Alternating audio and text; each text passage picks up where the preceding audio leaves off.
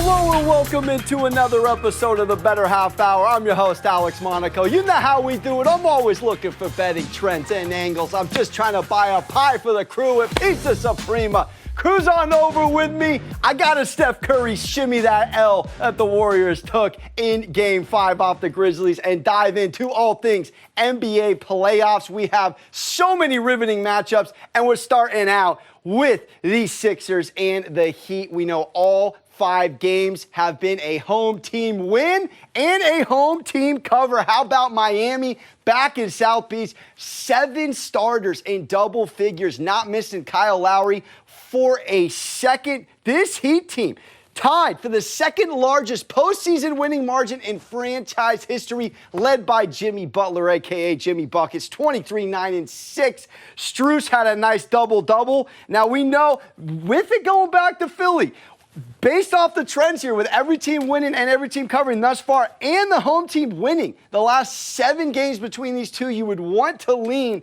the Sixers in Game 6, but we don't know. How is the health of Joel Embiid? Went down hard mid-game. Harden cooled off a little. Now, I will say, in these matchups of the last 10, 8 of the 10 have gone under. 206.5 is the line. Got to mention, for the last 3 road games for the Heat, Jimmy Buckets 33+ or more. His over-under tonight, 25.5 on DraftKings. And Tyrese Maxey has 4 or more assists in the Sixers' last 4 home games. As we turn the page and talk about another phenomenal series that has been home teams winning all the way through the first 5 as well. Suns and the Mavs, number 1 team in the NBA as far as records go. The Phoenix Suns coming in, and they just crushed Dallas in Game 5, 110-80. That was the Suns' 4th largest postseason win in franchise history. So the Heat and the Suns come out after 2 L's on the road and just cream their opponents. Lowest points allowed for the Suns since March 19th, 2015. So that Monty Williams top 5 defense coming in, cooking, and righting some wrongs here. Luka did have 28, Brunson had 21, but outside of that, no Mavs had more than 10 points.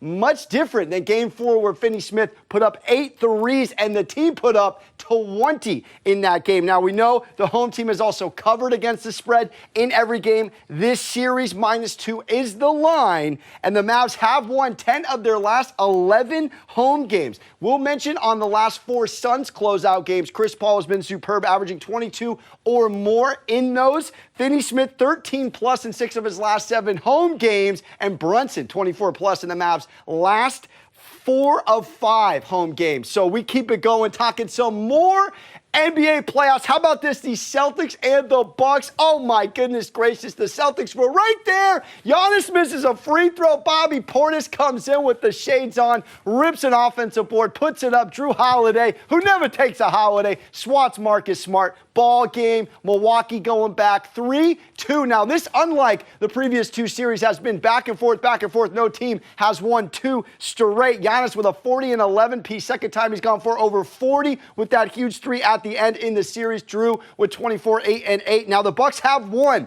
their last 8 closeout games. That is important to note here, as the line is around 1.5 and 1, pending when you fire. They've also covered the spread in 6 of their last 9 playoff games against the Celtics in Milwaukee. So that's important, because Boston's been covering excellent, and they've been covering against Milwaukee. But as far as home court, there is definitely an advantage here. Now, 6 of the last 7 between these two in Milwaukee has gone over the total point line. 211 is where it stands right now.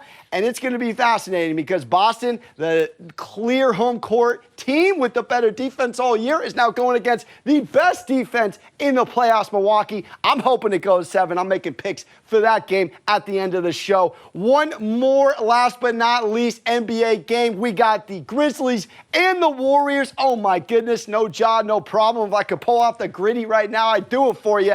This Grizzlies team came in cooking. 22 Warrior turnovers. They outboarded GSW 55-37. The Warriors, only thing they have going for them is that they're going home, and they've just been sensational in the Western Conference semifinals home games. They've won 14 straight. So the number is where it should be, 8.5. But we also know that the Grizzlies have covered 4 of 5 games in this series, and 12 of the last 14 playoff games where the Grizzlies were the underdogs went over as well. Now they're 20-5 on the regular season without Ja. No Ja in this series, no problem. It is going to be fascinating to see what happens. All we know is the Grizzlies, best against the spread team in the regular season, coming in, getting a big number to try to continue it back to the grindhouse for Game 7. And last but not least, break out the hockey sticks, baby. The Rangers have life. Let's go.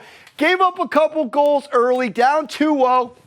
No problem. Did you see what happened in the second period? 3 goals in 3 minutes. Absolutely superb effort. Igor, by the way, shout out to him. He is now a finalist for the Hart Trophy, the MVP of the league. Now, we do know this happened. This 3-1 deficit. Back in 2014, Rangers went down, same club, to the Penguins. 3-1 came back. It's done. Happened 30 times before in the NHL playoffs. Can they make it a 31st? I think they do. We do know from a trend stat, the game on goals has gone over every single game, 6.5 in this series. Now, the Rangers have lost 7 of their last 8 in Pittsburgh, but guess what?